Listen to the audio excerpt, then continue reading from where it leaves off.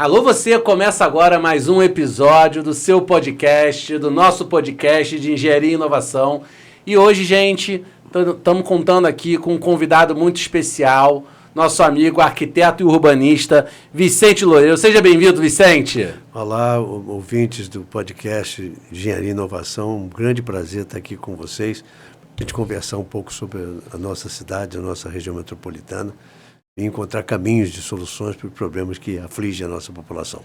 Obrigado, Vicente. Vicente, que é arquiteto urbanista, doutorando em urbanismo pela Universidade de Lisboa, atualmente conselheiro da Agência Reguladora de Transporte, a AGETRANSP, aqui do estado do Rio de Janeiro, e foi secretário da Câmara Metropolitana, assunto o qual a gente quer falar aqui depois, né, da discussão da região metropolitana, entendendo, né, toda essa parte de integração dos serviços. Mas nada mais, nada menos do que aqui ao meu lado, como co-host desse episódio especial, a nossa queridíssima amiga, diretora administrativa da nossa Caixa de Assistência Mútua, que é uma das nossas parceiras aqui, patrocinadoras do nosso evento. Querida Ana Paula, seja bem-vinda, Ana Paula. Dá um oi pra galera. Muito obrigada. Olá, pessoal. É um prazer estar aqui de volta nesse podcast, discutindo assuntos que influenciam, né, a vida da nossa sociedade. Hoje, falando um pouquinho sobre transporte, desenvolvimento urbano, região metropolitana. Tenho certeza que vai ser uma conversa muito boa. Ótimo, ótimo, ótimo. E esse episódio que é oferecido aí pelo Clube Empreendedor, esse estabelecimento maravilhoso aqui onde a gente está gravando hoje, sai no portal do Diário do Rio, nosso parceiro, e tem o apoio aí, né, do CREA e da Mútua, nossa Caixa de Assistência. Vicente, começando aqui a nossa conversa, você já participou de outros podcasts? Então, é uma conversa solta, leve, direta, né? Me conta uma coisa, dentro do cenário que a gente vê hoje, né, da nossa infraestrutura urbana no estado do Rio de Janeiro, o que você considera que seria assim, um ponto mais problemático?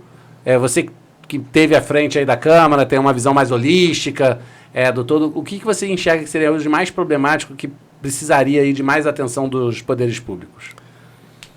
Miguel, dois aspectos me parecem muito importantes, o da mobilidade e o tema da expansão da atividade imobiliária.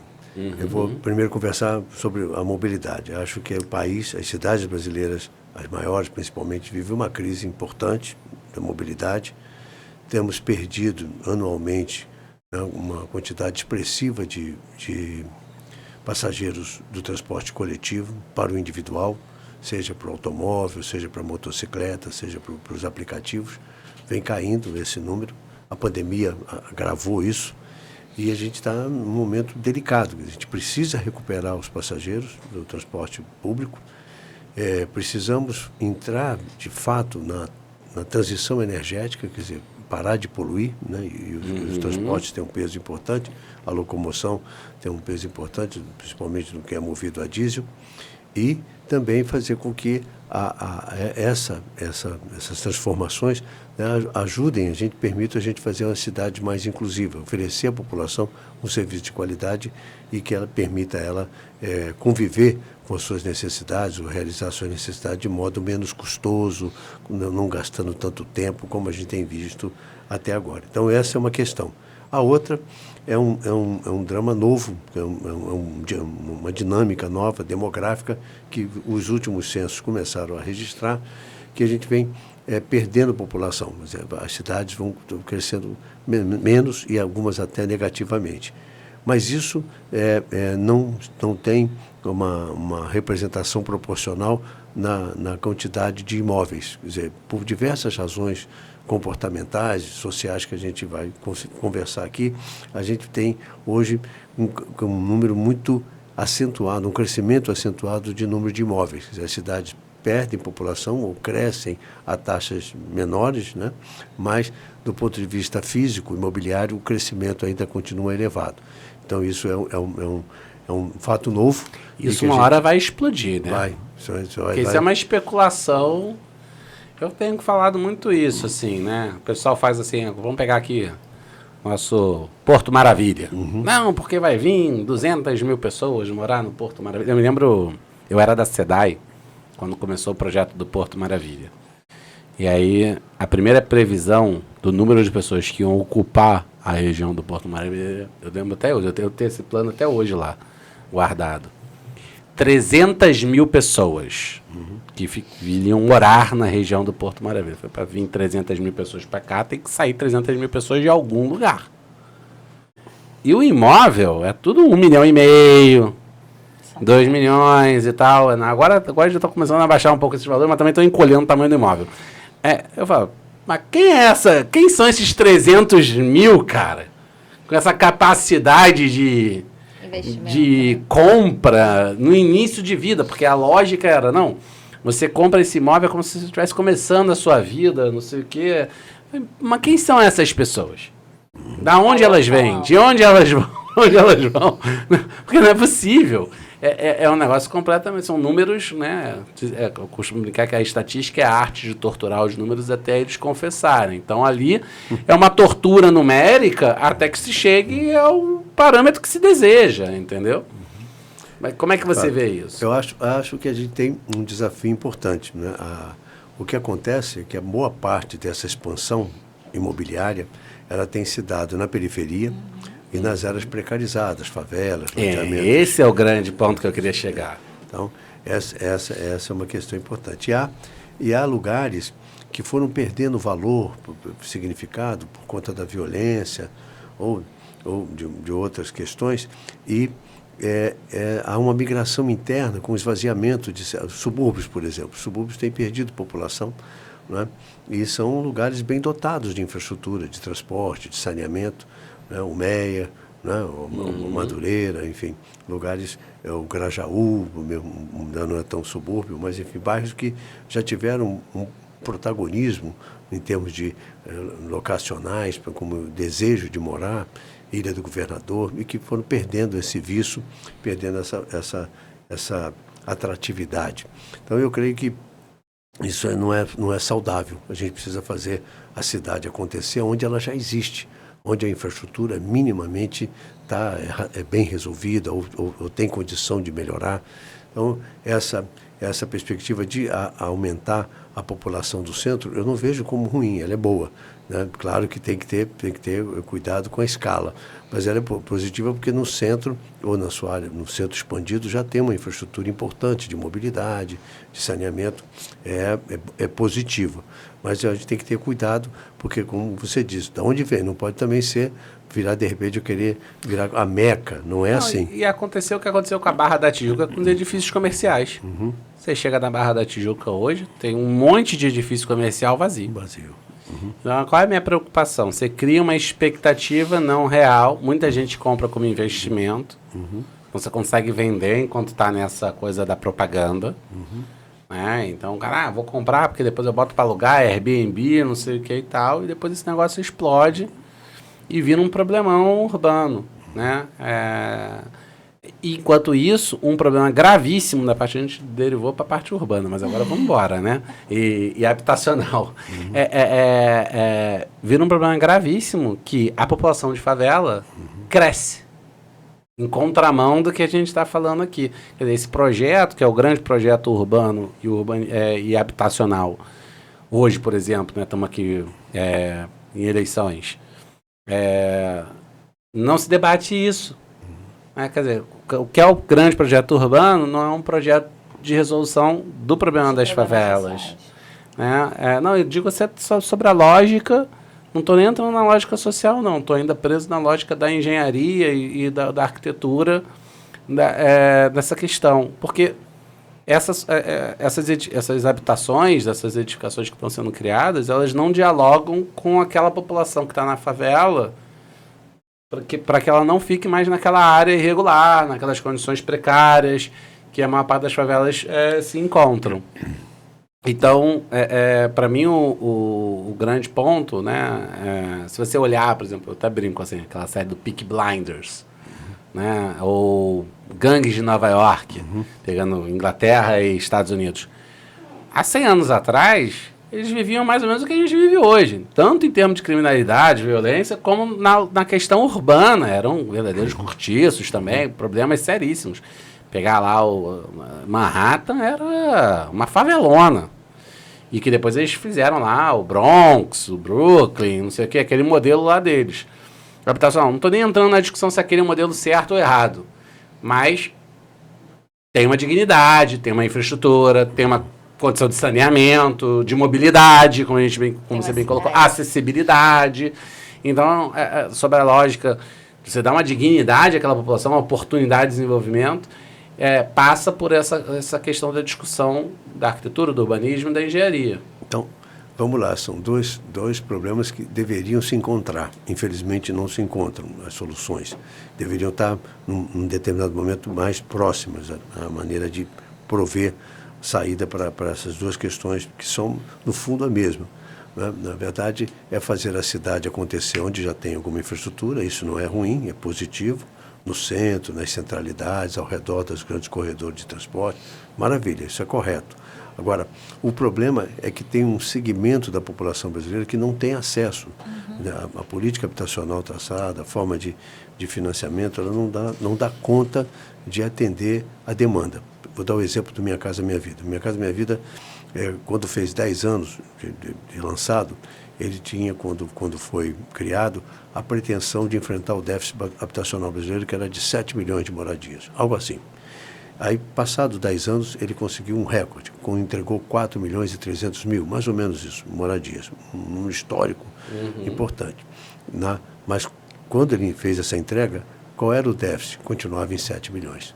A gente é um país, a nossa economia, né, nosso processo de desenvolvimento, é produtor de excluídos, de gente que não tem poder de compra para ter acesso a esse bem tão essencial que é a habitação. Então, daí as soluções precarizadas, de se inventar na favela, fazer uma laje em cima da casa da sogra, esse tipo de solução que é o que a gente vê majoritariamente nesse processo de expansão que a gente estava se referindo. Então, são dois desafios que deviam estar mais concatenados, quer dizer, você prover o desenvolvimento da cidade, fazer oferta de moradia onde já tem infraestrutura e parte dessa moradia está destinada a quem, de fato, a maior demanda. E, infelizmente, não acontece. Os preços, como você viu, os preços praticados são um obstáculo, mesmo com os subsídios que o governo, que o Minha Casa Minha Vida costuma oferecer, não dão conta de fazer com que as pessoas possam ter acesso a boa parte dessa produção. Então, a reprodução das cidades, a produção de moradia continua majoritariamente na informalidade ou cada um fazendo por si. A parte de produção formal do governo, das políticas, sempre fica na casa aí dos 15%, 20% no máximo. E tem uma esse questão, é um drama. Também tem a questão do custo de vida, né? Porque nas áreas de favela, muitas vezes, não se paga luz, não se paga saneamento, não se paga IPTU, não se paga um monte de serviços, e aí ele acaba tendo ali um custo de vida que muitas vezes essas soluções de moradias populares, elas não pensam num custo de vida mais barato, pensa normalmente muito no investimento mais barato, mas não no custo de vida mais barato, que também onera, depois inviabiliza, né? E gera uma gentrificação. Perfeito. Aí do processo. Eu acho esse debate, o Vicente, é um debate que, assim, ele infelizmente ele meio que está fora da eleição. E fora do holofote, assim, né? Das políticas públicas, né? Pois é, né, Ana? Fala aqui, ó. Pouco se preocupa com isso, né? Acaba que as habitações que são oferecidas estão a um custo que não atende a população que mais precisa. E cada vez vai fazendo com que esse processo de favelização ele nunca tenha um fim. Porque se você conseguisse trazer a população que hoje trabalha no centro da cidade para morar no centro, que de fato tem área, depois da pandemia, quantos edifícios comerciais que estão vazios, né, poderiam ser transformados em habitacionais, mas isso acaba não acontecendo, porque os custos são muito altos e não atende essa população que mais precisa. Sabe o que me irrita? Você pega, assim, uma sala comercial hoje no centro, tem sala sendo vendida a 20 a 30 mil reais. Uma sala de... 30 metros quadrados? 30 metros quadrados. Um imóvel residencial de 30 metros quadrados, 40 e pouquinhos metros quadrados, sei lá, está sendo vendido a quase 500 mil reais. Nos novos. Nos novos, mas veja a dicotomia do negócio. Pô, o cara vai pegar e vai retrofitar, tudo bem. Vai aumentar o preço, porque vai investir ali e tal. Mas que fosse, sei lá, para 80 mil reais, 100 mil reais. Pô, multiplica por 10. E para você poder colocar um cidadão que está saindo ali da favela para morar ali, às vezes tem que ter um imóvel de 10 mil, de 20 mil, que aí você parcela e tal, cria uma lógica de custo de vida baixa. Então, às vezes, como é que você financia, por exemplo, um elevador, né? A operação de um elevador? Pô, de repente você, ali o comércio, a taxa que o comércio paga pelo aluguel é o financiamento do elevador. Tem que pensar numa coisa que Consiga fazer. dê uma sobrevida, né? A edificação. Nesse aspecto, eu penso que tem soluções, e acho que a gente está começando a discutir isso com seriedade. A gente desenhou um modelo que todo mundo tem que ser proprietário. Isso, países onde a solução habitacional funcionou ou funciona bem, trabalham muito com aluguel social. Quer dizer, o governo provê a construção da habitação, mas não vende. Aluga, né, e é proporcional. Faz a hipoteca também, muitas vezes. Soluções alternativas, que não essa da aquisição da propriedade, em definitivo. Era a lógica do BNH antigamente. Trabalhou um pouco com isso, e assim, o país talvez que tenha a cidade, que tenha a melhor política habitacional, mais consagrada, mais respeitada, que a Áustria, tem um peso. O aluguel social tem um peso assim de 75%, 80% das unidades. Então, quer dizer, não é uma cidade de proprietários, quer dizer, é uma cidade de locatários com um nível de subsídio, onde a habitação é de boa qualidade, é bem servida de infraestrutura e assim, há um equilíbrio entre esse processo de expansão, a necessidade de expansão, conseguir encontrar uma solução sustentável.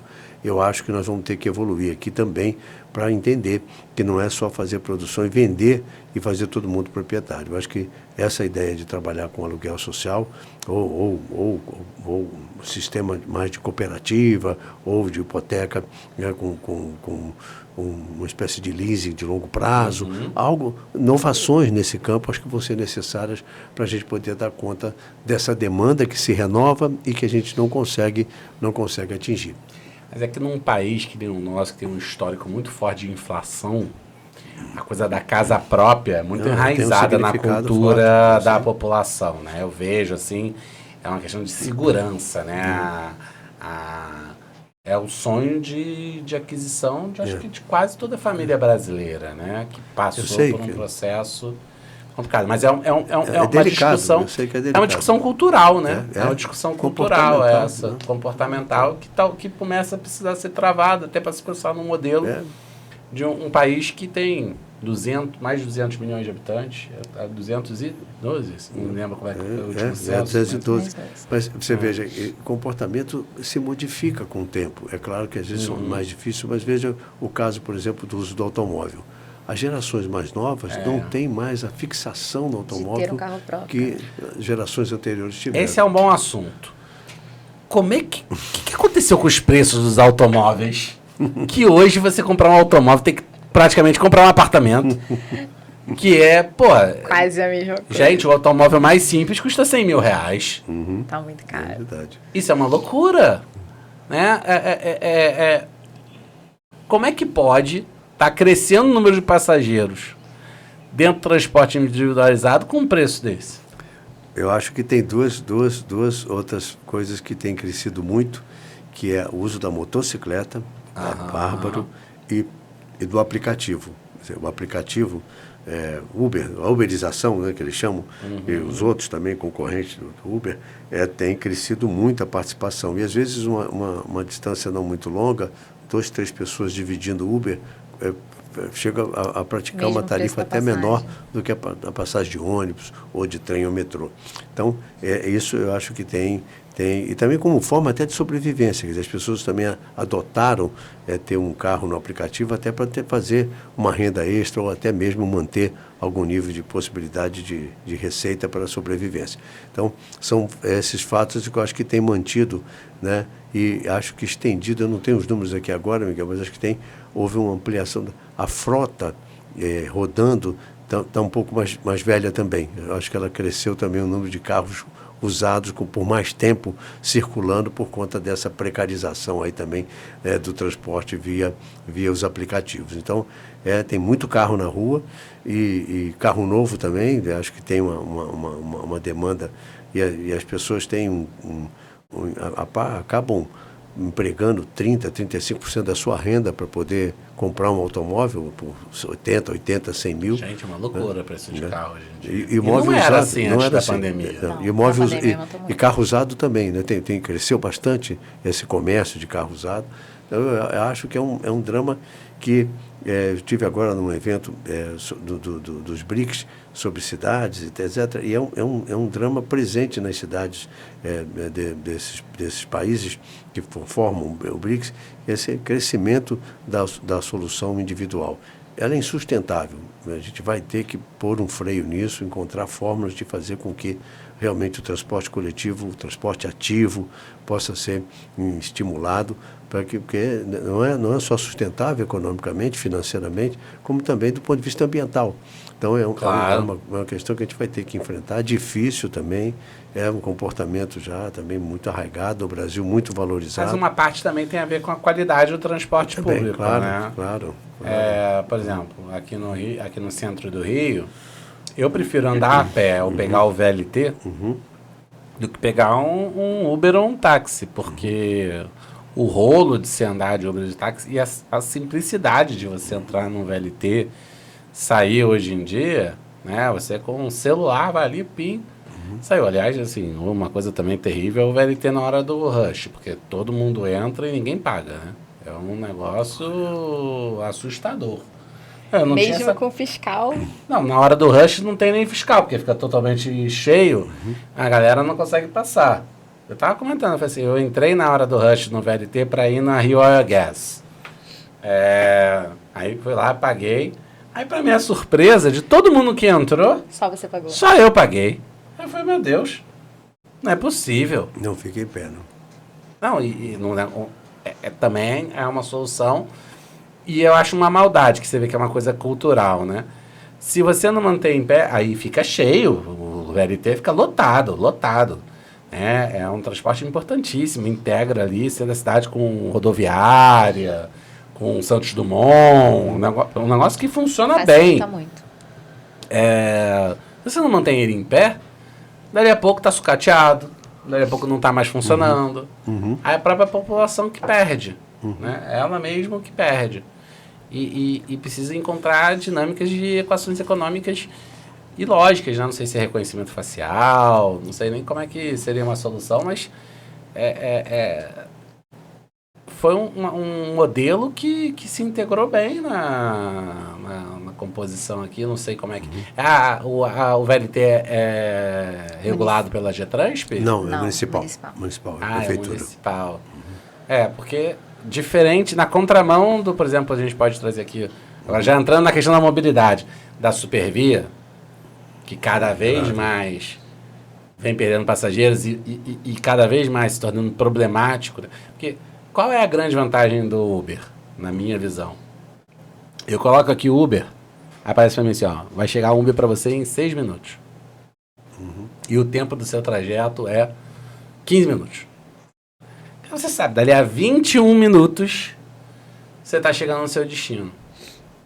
Essa previsão, claro, fora que fica registrado, você já paga aqui digital, tem várias outras vantagens, mas essa previsão de tempo e de certeza que você sai daqui e chega lá e tal, é muito boa, muito boa. Mas é quando você está falando de pequenas distâncias, né? Porque se você começa a falar do trem, das pessoas que estão vindo lá da periferia não, sim, claro. Tô falando de 15 minutos de deslocamento. Tô falando de 15 minutos de deslocamento, né? Não tô falando desse baldeamento todo. Aqui você consegue fazer essa previsão. Mas eu digo assim... saindo do Rio é impossível. Não, mas eu digo assim, eu acho até que essa composição de lógica de transporte de curta distância e longa distância é que também tem que ser pensada... Eu não tenho essa previsão no metrô direito, eu não tenho a previsão dessa no ônibus, que seriam coisas importantes para andar. Fundamentais. Entendeu? Neles.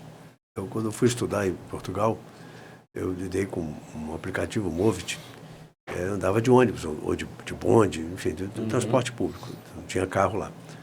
e o tempo todo funcionar perfeitamente. Essa previsibilidade não é só do Uber, é a previsibilidade do transporte público. Ônibus, metrô, bonde, barcas, enfim, toda a rede estava conectada a esse serviço. Eu, quando cheguei, voltei, continuo até agora, já tem uns 3 ou 4 anos que eu estive lá, foi antes da pandemia, durante a pandemia. Então, eu fico assim com inveja até hoje, como é que a gente não consegue, principalmente em ramais segregados, ramal de trem, ramal de metrô, são ramais segregados. No circulação do ônibus é um pouco mais complexo, tem o trânsito, mas mesmo assim você vê... Com o Waze hoje consegue. Hoje consegue ter um pouco mais de confiabilidade. Então, eu acho que é fundamental. É assim, eu sinto como uma falta de respeito ao cidadão, de respeito ao usuário, não oferecer essa informação. Pô, vou te contar uma história. Ela é decisiva. Eu, em 98, fui estudar inglês em Boston. Eles davam um encartezinho pra gente com as linhas de ônibus e os horários em cada estação. 6h52, estação não sei o que. 6h56, estação não sei o que lá. 7h01, estação não sei o que. Cara, era impressionante. Ônibus elétrico. 6h52, ele tava naquela estação. Saindo. Outra realidade. Cara, você tinha a previsão com um encarte. Eu fiquei lá 2 meses, eu acho que assim, eu vi pouquíssimas vezes que o negócio não acertou no minuto, cravado no minuto. Pode haver uma intercorrência, outra não, acontece. Tudo bem, aí não tem o que fazer, o acidente está ali, faz parte. Mas você, não pode ser. Mas você tem a previsão. Tem que ter. Por que o avião funciona tão bem? Você sabe, olha... Vou sair tal horário, vou chegar tal horário. Aí você se planeja dentro daquilo. Óbvio, pode ter uma condição climática, agora que estamos falando, então, principalmente aí de eventos cada vez mais acentuados, extremos e tal, pode acontecer. E aí você vai fazer o quê? Você vai querer se entrar... Eu vejo, às vezes eu acho isso maravilhoso. Um mundo caindo de chuva, vento e tudo mais, o cara fala, ó, avião cancelado, voo cancelado. Isso é um absurdo! Eu falo, absurdo é se você decolar com um negócio desse. E depois o avião cair. Pô. Você tá doido, pô? Como é que é um absurdo? Isso aí é o normal. Pô, aconteceu uma situação... se você for maluco de querer decolar numa situação dessa, né? Mas você vê como é que as pessoas também, às vezes, elas ficam desparafusadas, né? Eu acho que uma mãe, um trabalhador saindo da periferia de Japeri de manhã para tomar o trem lá, ele tem que saber se o trem está no horário, o que está acontecendo, ele tem que ter alternativa, ele tem, em respeito a ele ou a ela, tem que dizer o que está acontecendo para ele tomar. Às vezes ele tem um exame médico, uma situação delicada, não pode, independente. Chegar no trabalho mesmo, porque o chefe, ele não quer saber. Ele vai falar assim, mas o ramal de Japeri atrasou, ele vai falar, meu amigo, esse problema não é meu, esse problema é seu. E é uma crueldade, porque na verdade esse problema é nosso. Nosso, todos nós. Da sociedade, e é um problema que acontece todo dia, todo né? Dia. Todo dia. Acho que isso é uma falta de respeito. A gente precisa evoluir nesse sentido.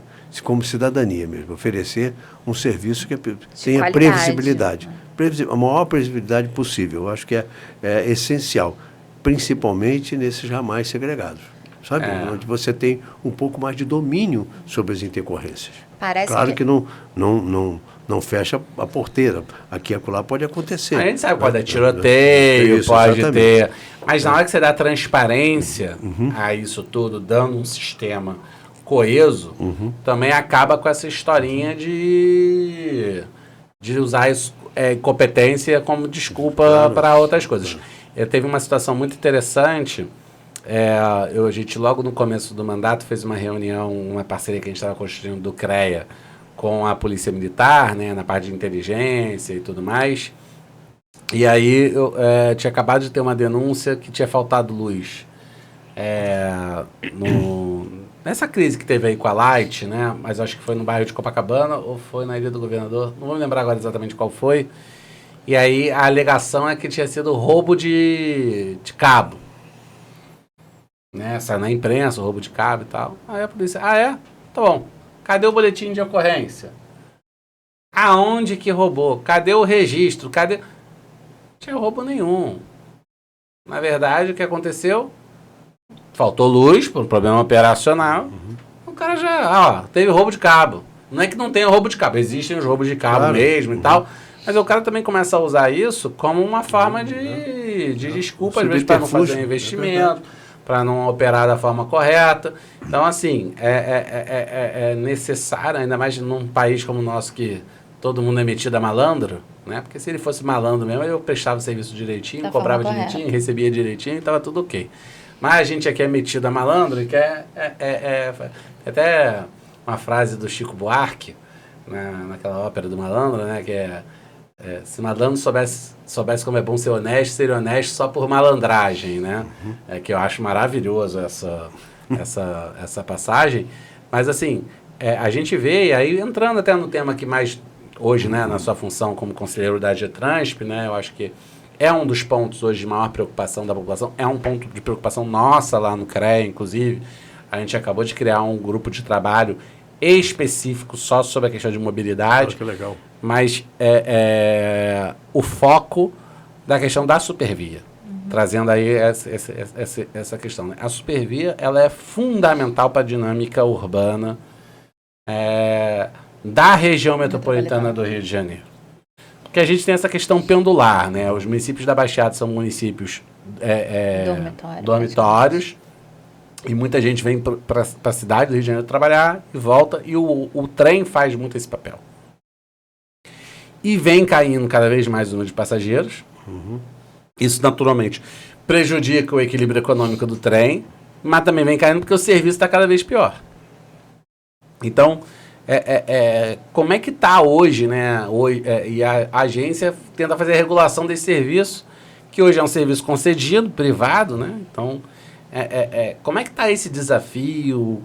Teve aqui da outra vez o Conder, né? Eu fiz a mesma pergunta. Não, está se avançando, está numa discussão com o Estado, mas como é que estamos hoje aí, né? Essa questão.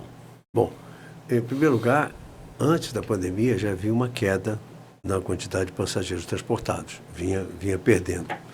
Há sinais e se demonstra que o sistema podia mais. Durante a Copa do Mundo, a Olimpíada, nesse intervalo, o ramal de Deodoro transportou muito mais gente do que transporta hoje. Durante as Olimpíadas. Estações como Madureira, por exemplo, deixaram de receber 40 mil pessoas dia de circulação. Então veja o quanto isso afeta o comércio, a prestação de serviço naquela centralidade. Então, já vinha em queda, não era uma queda muito acentuada, mas ela era uma queda cumulativa. Veio a pandemia, jogou lá embaixo, assim, passando, né, de 600 mil para 100 mil, 120 mil. Caramba! Uma queda bastante expressiva. E muito abaixo do break-even, né, da quantidade de pessoas para manter os custos, né, mínimos de funcionamento. Foi recuperando, hoje está ali na faixa do break-even. Hoje a Supervia transporta a quantidade de passageiros para manter o funcionamento do serviço com as precariedades que se acumularam também, na medida que isso foi perdendo, né? Foi perdendo gente, foi perdendo visto, as dificuldades de manutenção, de operação foram se ampliando, os investimentos previstos não foram realizados, e justiça seja feita, Miguel, das duas partes. Tanto o poder concedente quanto a concessionária não cumpriram todas as obrigações firmadas. A agência, inclusive, a AGETRANSP, chegou a multar, editar uma multa em cima da Supervia sobre o não cumprimento desses investimentos. Investimentos esses fundamentais para recuperar o sistema, ou dar a ele as condições operacionais mais adequadas e mais de acordo com os interesses e as necessidades da população. Com a pandemia, surgiu também um fato novo, que eu acho que já vinha acontecendo também, mas foi acentuado, que é do trabalho remoto.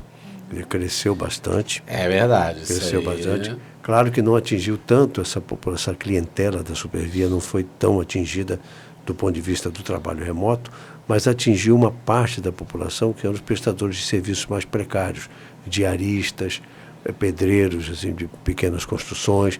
Essa turma sofreu um impacto muito grande por conta da redução da demanda desse tipo de serviço. Então, a gente tem um quadro daquele de tempestade, né, da formação de uma tempestade bastante complexa, né, nesses sistemas de transporte ferroviário atendido pela Supervia, que é um dos maiores do Brasil, um dos grandes sistemas ferroviários metropolitanos do mundo. Então, são mais de 200 quilômetros, mais de 100 estações. É uma malha. Quando o pessoal fala, o metrô do Rio é pequeno. Em compensação, o sistema ferroviário é gigantesco. Gigantesco. Enfim, assim, as melhorias precisam de investimento, mas, por exemplo, calcula-se para voltar de novo Deodoro, ramal Dom Pedro Deodoro, funcionar como quase um metrô de superfície, né, com intervalos de metrô, para ser mais correto tecnicamente, algo como 100 milhões, 150 milhões no máximo, você colocaria de novo intervalos de 5, 6 minutos no ramal de Deodoro, o que já é um baita benefício, e já funcionou assim não faz muito tempo. E se você alonga esse percurso, esse investimento, vai aumentar esse valor, mas perto do que se investe em coisas que seriam questionáveis ou não tiveram a eficácia desejada, alguns, a própria linha 4 do metrô não alcança ainda a quantidade de pessoas que se imaginava. Há recursos que se pudéssemos ter prioridade e alocar exatamente nessa estrutura já montada, né, ter um espaço no território, uma presença no território tão expressiva, eu acho que haveria uma solução, uma melhoria muito grande na qualidade de vida, na redução do tempo e, consequentemente, dos custos também, porque você consegue, vai buscando a racionalidade, você pode conectar melhor. Há muito o que fazer, Miguel. É uma pena, eu fico impressionado com a inércia com que a gente acabou tendo que lidar no setor de transporte na região metropolitana do Rio de Janeiro, sabe? A dificuldade, você não tem um bilhete único, universal, efetivo, sabe? Tem um bilhete único, tem o já era, sabe? Isso, no mundo de hoje, a tecnologia que facilita, a gente complica ao invés de facilitar a vida do usuário. Tudo isso eu acho por falta de respeito ao cidadão. Ela precisa ter um pouco mais de maturidade política, de responsabilidade. Uma autoridade metropolitana para cuidar do assunto, sabe? Tem coisas que o mundo já ensinou, né? Já está mostrando. São Paulo, aqui perto, tem mostrado avanços importantes na oferta do serviço de metrô, na expansão, no serviço de trens também. A CPTM é uma estatal, né? E tem dado exemplos de avanços importantes, comportamentais, está de olho, faz pesquisa regular para entender os gostos e as necessidades da população. Há um ano atrás, por exemplo, que eles descobriram, fazendo pesquisa de opinião, que eles estavam transportando mais mulher do que homem. Aí, Ana. Olha só. Aí, Ana. Olha como que muda, né? A forma de prestação de serviço tem que se ajustar a essa realidade. Mas aqui a gente não tem essas pesquisas, não temos, não fazemos essa pesquisa. Isso para mim é um defeito grave. A gente precisa realizar e acho que não precisa esperar que a concessionária faça, que o poder concedente. Eu tenho discutido lá na agência, a agência ser protagonista nesse assunto, sabe? Realizar essas pesquisas para sentir o que está acontecendo. Até para fazer o diagnóstico, né? Claro, e para orientar, regular. Regular significa você ir ajustando as coisas no tempo, né? Porque você faz um contrato hoje de longo prazo, as coisas mudam, a economia muda, os hábitos mudam, né? Aparecem novidades e as pessoas vão se ajustando a isso. Então, se você não acompanhar, não monitorar isso através de pesquisa de opinião, de ouvir, você fica defasado. Né? Até de monitoramento da qualidade. Claro. Porque vou dar um exemplo de um case muito interessante, meu amigo George usa muito essa fala. Na Inglaterra, estava se fazendo um investimento na faixa de quase 1 bilhão de libras. Não era 1 bilhão de dólares, não chegava a 1 bilhão de libras. Mas, enfim, um valor absurdo para se diminuir o tempo de viagem do subúrbio de Londres para Londres capital em 10 minutos. A viagem levava 50 minutos e cairia para 40. Sendo que, quando fizeram pesquisa de opinião, se os trens tivessem internet Wi-Fi...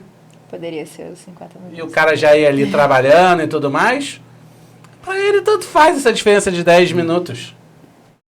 Olha que A coisa. pesquisa consegue saber o que importa para a população. O cara fala, não, demorar 10 minutos a mais não tem problema para mim. Se você me der Wi-Fi aqui, eu já mesa aqui, vou trabalhando e vamos embora. Então, assim, essa coisa, né? É claro que a pesquisa, ela olha para trás, ela não olha para frente. Mas, às vezes, são coisas que simplesmente você não está atento ao que está acontecendo e essa opinião, essa qualidade do meu serviço está bom, não está bom, como é que você está achando, ela é fundamental, né? E essa questão de estar adequando garantindo não só a segurança do sistema, né? Mas também emprego, desenvolvimento do setor, né? Ana, que também é engenheira, trabalha aí muitas vezes com a gente, sabe que a dificuldade que a gente tem hoje, assim, do nosso setor, muitas vezes, ser desvalorizado, porque a gente não está sabendo também mostrar aonde a gente entra e aonde a gente pode ajudar. Você falou ainda há pouco sobre a questão do roubo de cabo aqui em Copacabana, Ilha do Governador, que foi resolvido rápido, né? A polícia falou, não é BO, tal. Agora, toda semana tem problema de roubo de cabo no Supervia. Por que a polícia não resolve lá com a mesma agilidade que se resolve aqui na Zona Sul? Por que essas questões elas são tão negligenciadas ao longo do tempo e o poder público acaba fechando os olhos para esses problemas? O uso do transporte público, o uso do trem acaba reduzindo porque as pessoas não têm confiança. Elas precisam chegar no emprego, elas não sabem que horas elas vão chegar porque elas não sabem se vai estar funcionando, qual é o horário que vai funcionar. Então, cada vez tenta migrar para o transporte que, teoricamente, vai atender de uma forma um pouco melhor, né? Como é que você acha que isso pode ser resolvido, Vicente? Eu acho que tem mudanças comportamentais fruto da economia, dos tempos que a gente vive, que são interessantes para a gente refletir. Acho que a pesquisa lá da CPTM começa também a revelar isso. E aqui a pesquisa do último PDTU já denunciava isso, que quem vai no modal não necessariamente volta no mesmo modal. Isso já é uma coisa importante. E que o deslocamento casa-trabalho, ele é responsável por uma parte importante, mas não é mais aquele peso total. Hoje, questões de saúde, de educação, questão de lazer e outros motivos também são importantes e pesam quase tanto quanto o deslocamento casa-trabalho. Isso tem a ver com a mudança da economia. Nossos pais, por exemplo, trabalharam, as pessoas, a geração hoje estaria com 100 anos, 90 anos, trabalharam, moraram e trabalharam praticamente a vida inteira no mesmo lugar. Emprego, estabilidade, isso mudou muito. A economia hoje tem muita gente que usa os transportes, trabalha um dia num lugar, outro dia no outro, tem uma forma de obter a sobrevivência com menos formalidade, então tem que ir para lá e para cá, e às vezes tem a carga de trabalho, depois tem uma outra, ou tem uma formação, a preparo para fazer um concurso, a preparação para fazer um concurso, enfim, isso tudo reflete na forma com que a gente se desloca na cidade. Então, por isso é importante entender que todos esses modais fazem parte desse conjunto, e eles são necessários, porque eles são complementares, né? Eu acho que a gente não perdeu um pouco a noção dessa necessidade da integração. A gente ou por conta também da força das empresas, do Estado pouco altivo diante dessas relações, a gente não conseguiu implantar essa necessidade de uma integração maior para fazer com que chegasse mais perto, a oferta chegasse mais perto com mais facilidade, a um preço melhor para a população. Mas falando dessa periferia, dessa situação, eu acho que é possível fazer com que esse serviço volte a funcionar na plenitude e estimular o que eu acho que é uma necessidade que veio se impondo, né, e a pandemia acentuou. Tem centralidades nesses ramais que passaram a atrair e a gerar um nível de emprego, de oportunidades muito interessante que a gente tem que estimular para também reduzir necessidade de longas viagens. Vou explicar melhor. Quando a gente estava na Câmara Metropolitana, a gente fez um estudo de centralidades, da hierarquia das centralidades da região metropolitana. A primeira deu o centro do Rio, a segunda a Barra da Tijuca, a terceira Campo Grande. a quarta Nova Iguaçu. Então, Nova Iguaçu é um município que se desenvolveu impressionantemente na última década, né? Verdade. Eu moro lá e assisto. Eu não reconheço mais Nova Iguaçu. Eu vou lá e fico, meu Deus, totalmente verticalizado. Muito. Um negócio de doido. Uma concentração de serviços na área de saúde e educação muito expressiva, com 35 mil alunos universitários, então, novidades que há 20 anos atrás não era assim. Então, essa centralidade, Campo Grande também viveu essa transformação. Então, estimular e entender que há outros deslocamentos intrametropolitanos que não são necessariamente em direção ao Rio.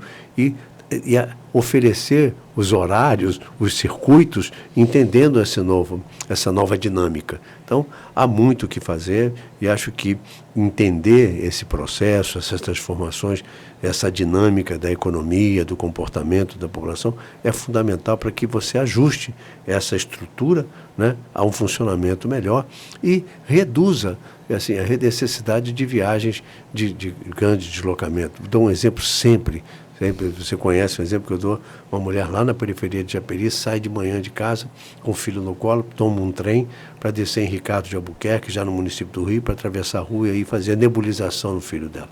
Isso não, na hora do pico, é desnecessário isso. O que ela demanda não é transporte, o que ela demanda é um serviço de saúde básico, entendeu? Então, também entender trabalhar essa distribuição espacial mais econômica desses serviços básicos é fundamental para você reduzir necessidade de deslocamentos e aí com isso também você conseguir operar melhor, né?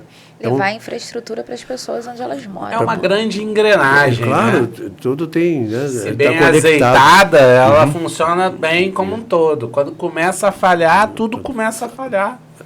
E a precarizar, né? Acaba precarizando, né? A qualidade do serviço. Então, são coisas que acho, sinceramente, que no campo da mobilidade, a gente hoje sente a falta. A agência tem isso, mas mais do que isso, é preciso ter uma autoridade metropolitana. A gente precisa construir um ambiente de concertação político administrativo, no sentido de fazer a integração de fato, a integração tarifária, a integração operacional, construir um ambiente em que o usuário seja fácil para o usuário, simplificado, não assim. Agora estava a discussão outro dia bizantina, me desculpe me alongar aqui, mas é porque... Não, mas é para isso que é o podcast. Bizantina. Quem quer ver coisa curta, vê o corte nas redes sociais. Não é isso? Até é o que viraliza mais, mas aqui é para se alongar mesmo. Teve uma decisão do Supremo, oportuna, a meu ver, que é a obrigatoriedade no dia das eleições do transporte público ser de graça, para poder garantir eleições limpas, democráticas, correto. Agora, tem como operar isso. E aí, eu tinha gente pensando em como vai pagar, que vai usar a catraca, o bilhete único. Mas eu falei, tem um monte de gente que não tem bilhete único. Então, não, é catraca livre, não tem por que cobrar. Tem que encontrar uma forma de remunerar a concessionária. Isso é um instituto técnico, então, um ajuste que poder concedente, concessionária, a agência foi encontrar. E mas sabe quanto custa um dia de operação? Exatamente. Eu acho que, então, às vezes a gente enfrenta discussões por uma falta de bom senso e de construção de um ambiente propício a esse encontro de contas e de ajustes que uma entidade que cuidasse desses serviços de maneira integrada deveria e poderia estar fazendo. E tem uma coisa que me incomoda muito no transporte público, é a coisa do bilhete. Porque como é que eu imagino, se eu fosse imaginar, eu não sou da área, mas como é que eu faria se eu fosse criar uma dinâmica de cobrança pelo transporte público? Porque o transporte público, ele influencia várias outras áreas, principalmente de crescimento urbano. Sobre a lógica econômica do transporte, quanto mais longe, quanto maior o transporte, esse caso que a gente colocou, né, da Baixada para o centro do Rio, mais caro seria esse transporte. Né? Mais custoso, menor a oportunidade de ganho da empresa, porque ela pega o passageiro num ponto e entrega lá no outro. Não tem nem o baldeamento para ir ganhando ali intermediário. normalmente funciona só em 2 horários, que é de manhã e de noite, a coisa do horário do rush, do pico, né? Então, assim, economicamente falando, terrível, sobre uma lógica do que seria aquele ônibus que vai fazer um baldeamento na Zona Sul, pegando o passageiro aqui, descendo ali 2 quadras depois, fazendo aquela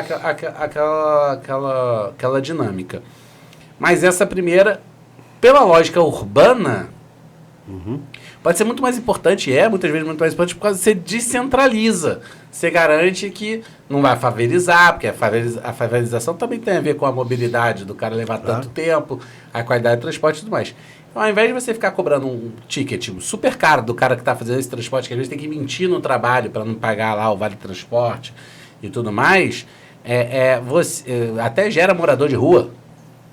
Essa questão da dinâmica do custo do transporte. O cara prefere ficar aqui na rua para não perder o tempo, para não gastar o ticket, aquela coisa. Por que a gente não dimensiona o que é o custo operacional, que isso é fácil de dimensionar, calcular, a gente que é engenheiro. Quanto custa o diesel, o gasto do pneu, a amortização do veículo, número de veículo, o custo do motorista e tal. Você fala, custa tanto. Vou te pagar um FII sobre esse custo, sobre a operação e o ganho do capital investido ali, e essa sua remuneração. O ticket, como eu vou cobrar da minha população, pode até não ter ticket, que é um modelo lá de Maricá. Não posso cobrar indiretamente do IPTU, porque, veja bem, o transporte público, o mais importante do transporte público é para o cara que tem o menor poder aquisitivo. O cara que tem um poder aquisitivo alto, que está pagando no imposto de renda, no IPTU, sei lá qual o tipo de imposto de distribuição, né, que a gente pode ter, para ele, o transporte público, muitas vezes não tem nem significância na vida dele. Então, você não cobrar, e a gente vê, né, toda aquela manifestação que teve em 2013, que era em cima do preço da passagem, né? Você vai a Maricá, é muito engraçado. Não estou fazendo propaganda de Maricá aqui não, mas é muito engraçado. Você chega em Maricá, a primeira coisa que as pessoas de Maricá falam assim, aqui não cobra ônibus. Aí eu falo assim, é mesmo? Mas você anda de ônibus? Eu falo, não ando não, mas aqui não cobra. Ah, falo, é o diferencial da cidade. Que coisa de doido, cara. O cara não anda de ônibus, mas ele faz questão de dizer, não, aqui ó, em Maricá não cobra ônibus. Eu falo, pô.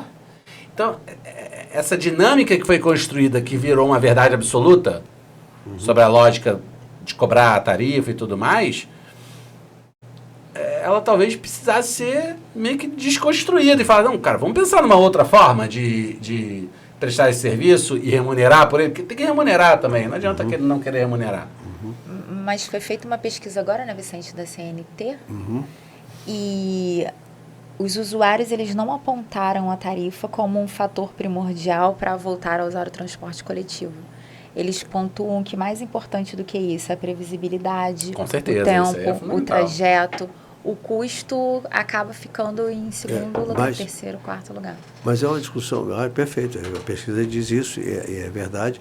Agora, eu acho que a discussão sobre a forma de financiar os transportes está também na ordem do dia. Quer dizer, eu acho que o que a gente tem assistido é que a cada reajuste tarifário aumenta o nível de subsídio, porque não se consegue dar conta, né, de transferir para a população o peso real do serviço. Mas eu acho também que tem premissas equivocadas que precisam ser revisadas, como você levantou, né, e que a pesquisa aponta também que, olha, se pode fazer de outra forma. Por exemplo, essa iniciativa de pagar por quilômetro e não pagar por passageiro, né? Você ter o custo e buscar efetivamente a melhor forma de realizar que o serviço aconteça, e como é que você vai sustentar isso, se vai ter cobrança de tarifa, se vai ser tarifa zero, se você vai o subsídio total, como é que você vai ratear isso com a sociedade. São discussões que estão na ordem do dia. Eu acho que a gente vai viver nos próximos meses, no próximo ano aí, esse tema vai se acentuar, porque realmente está chegando no limite. Mas creio que encontrar forma de remunerar o serviço de outra maneira, de uma maneira mais sustentável, mais justa, eu acho que é fundamental a importância, e ter também, aí os engenheiros têm uma contribuição a dar muito importante, Miguel, que é ter planilhas mais específicas. construir. Da transparência ao processo. Vicente, vamos pegar aqui, vou ficar na Supervia porque é uma coisa que me incomoda profundamente, essa história da Supervia, e eu sei que é uma bomba relógio que vai explodir, né? A gente só não sabe ver o cronômetro que a gente está vendo ali, mas ela vai explodir. Quanto custa operar a Supervia de forma padrão e quanto custaria colocar ela em forma padrão? Então você tem lá, não sei, um CAPEX e um OPEX, colocando aqui no linguajar do nosso pessoal, um custo de investimento e um custo operacional.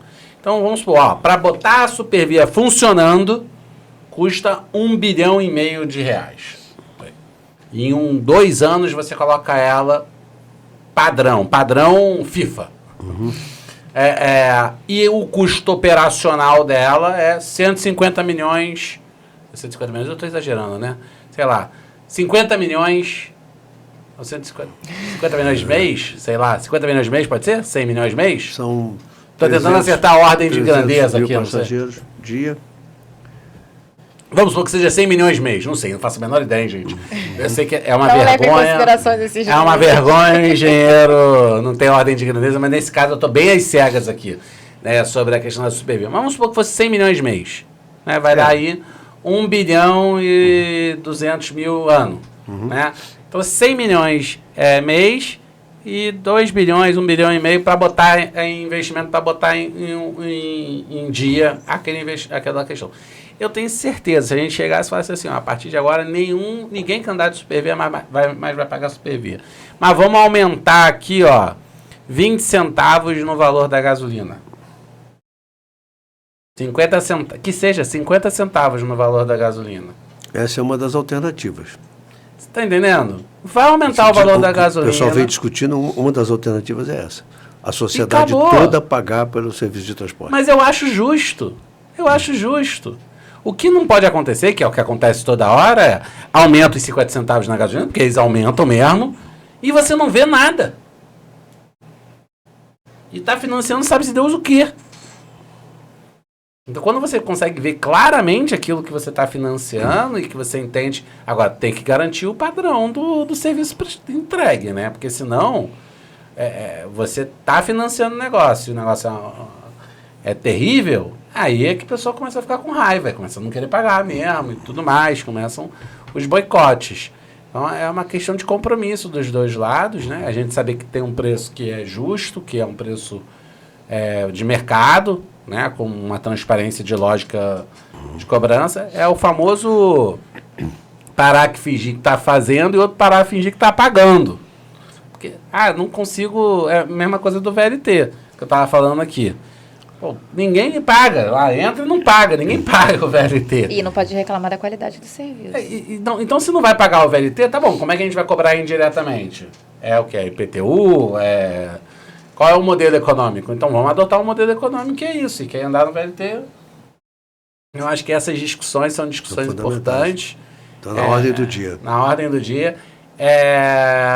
E é para isso que a gente está nesse podcast aqui, para poder provocar, né, esse tipo de debate, né, Vicente? E acho assim, muito bom a gente poder estar trocando essa ideia aqui, porque você é um profundo conhecedor, aí, uma referência para nós, profissionais do setor. Né?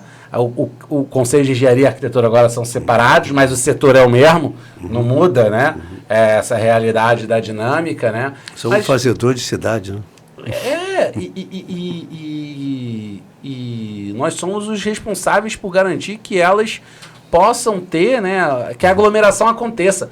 Porque a aglomeração ela começa pela dinâmica social, mas para que ela possa permanecer, é necessário que se tenha a infraestrutura que permita, desde o saneamento, né, que é para não contaminar o outro, até as logísticas de comunicação, de mobilidade. Metabolismo, né? É lindo, né? É uma coisa assim, é apaixonante. Para quem gosta, eu fiz mestrado em engenharia urbana.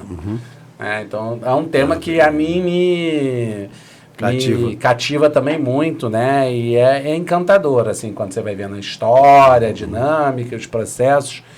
E às vezes, um tomador de decisão pode mudar a realidade de milhões de pessoas enxergando ali um caminho e quem sabe aqui o podcast não possa estar influenciando um tomador de decisão. Você é um tomador de decisão ali importante, né? Já ocupou vários cargos de destaque. Eu acho que aqui essa conversa vai caminhando. Mas, minha querida Ana, também não querendo prolongar o tempo do nosso convidado aqui, se quiser fazer uma pergunta final, uma consideração final. Vicente, como que você acha que a gente pode conseguir fazer com que a sociedade ela volte a usar o transporte público que você falou no início, que acabou tendo uma evasão muito significativa? Eu acho que demonstrando, precisa campanha, vai precisar conscientização, né? Acho que a gente está conversando aqui faz parte desse esforço. Eu acho que difundir a importância estratégica, o quanto que 85% das emissões, né, de gases de efeito de estufa estão nas cidades e o transporte é responsável por uma boa parte dessas emissões. Então a gente precisa mostrar isso à população, que as opções que a gente faz estão causando problemas, que acabam vindo cobrar uma conta mais adiante, ou porque chove mais, porque inunda, ou porque fica seca, bem queimada. Problema pulmonar, o que vem de gente aí que é internada aí por causa do monóxido de carbono, cada vez mais grave. De carbono, cada vez maior, com a inversão térmica e tal. Exatamente. Então, veja, tem externalidades negativas que acho que é preciso conscientizar as pessoas e provocar o debate para construir soluções compartilhadas. Eu acho que os 3 níveis de governo precisam estar mais organizados e conscientes de que, assim como na saúde, a saúde, o SUS deu um grande exemplo a todos nós. A saúde é o único setor hoje, de fato, onde a condução dos recursos, as decisões são tripartites, de fato. Mais incidência de um ou de outro, mas e eu acho que a gente precisa para os transportes, para a moradia, para o saneamento, para todas essas questões que dizem a qualidade de vida, a gente precisa tomar atitudes dessa forma, compartilhando os 3 níveis de governo e ampliando a participação da sociedade. Eu acho que a sociedade tem um papel fundamental também na construção desse novo arcabouço para que os serviços possam ser prestados de melhor qualidade.